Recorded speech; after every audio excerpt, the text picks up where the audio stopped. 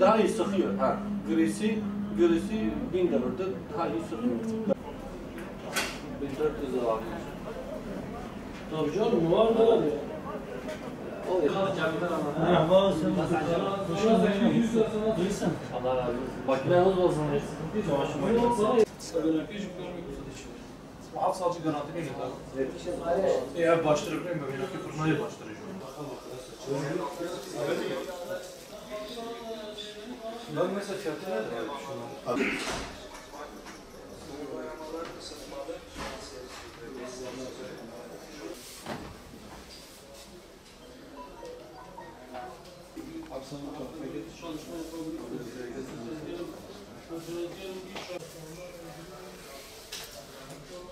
Şu kadar iyi bir indirimimiz olmaydı programda.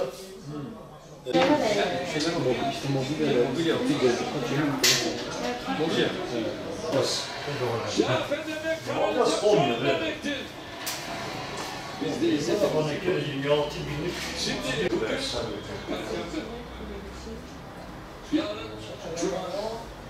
bir halici razına ki olarak ötebe iş olarak otomatikman Ötebe devam ediyor. Evet.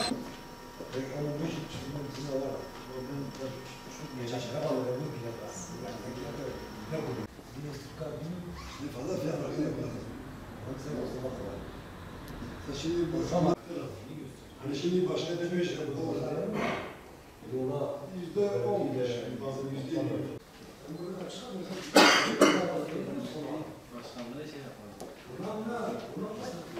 Ama çabasındayız. Amacımız bütün mobilyacıları yapmak. Said abi, olur. Devletler var, Doğutaş var, İstinler.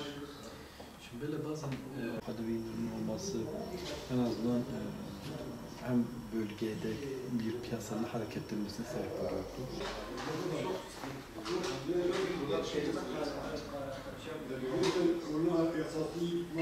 Alttan çıkarıp hazır bir üründen 1000 adet çıkar, bizde ise bir üründen bir tane çıkar. Bir ürünümüzün ikinci devamı yok. Bunlar da bir alıcıdır. Kereste komple. Şunlar bilmek istediğim.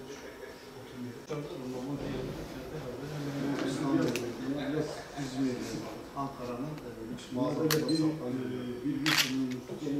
Bizim burada kalabalık aile olduğu için, gelen gidenler çok olduğu için olmayan özellikler var. Telefonlarda adam 3, 2, 1, 2, 3, 3, 1 yanındaki kaç kişi oturuyor? 6 kişi. Tabii tıkır. Bunun fiyatı ne? Bu fiyatı 9.500 lira.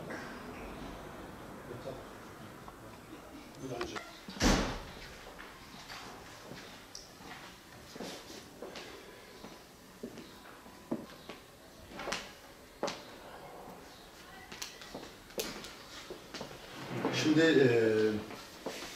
TOB'un yeni çıkarttığı Yurt Ticaret Bakanlığı'yla bir şey var. Hani burada geçen seneden başladı kümeleşme. Dedi ben Nevşehir'de. 5 tane un fabrikası var, Reşit etmesi. 5 yıl. Böyle TOB olarak biz gittik buna hani örnek olarak. Bize böyle bir şey söylendi Ticaret Bakanlığı.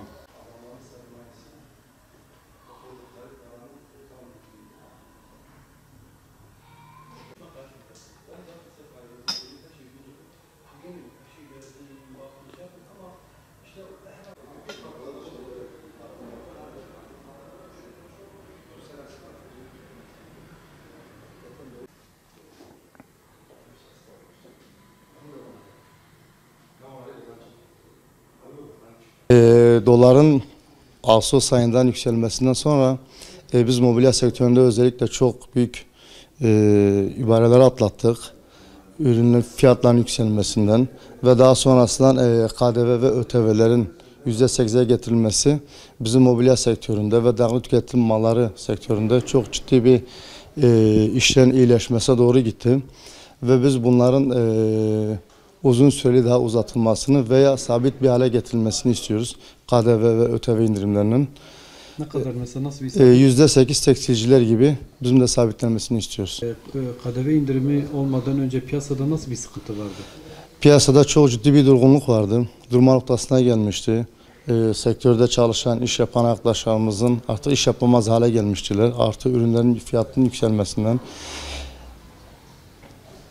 Şimdi nasıl? Yani KDV, daha doğrusu bir 6 ayda bir KDV indirimi oldu. Bu KDV indirimiyle piyasada nasıl bir rahatlama oldu?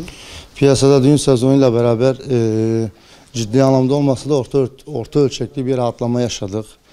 Özellikle bizim mobilyada ve beyaz eşya sektöründe, halı sektöründe. Biz bunun yine uzatılmasını istiyoruz. Hani %8 tekstilciler gibi sabitlenmese bile bunun bir 6 ay daha yıl sonuna kadar uzatılmasını istiyoruz. Piyasada rahatlatacağını düşünüyoruz. İşte şimdi epeydir ÖTV indirimi devam ediyordu. Yaklaşık 6 aydan fazla bir süredir. İşte biraz canlılık oldu. Piyasa biraz canlama yavaş yavaş oluyor.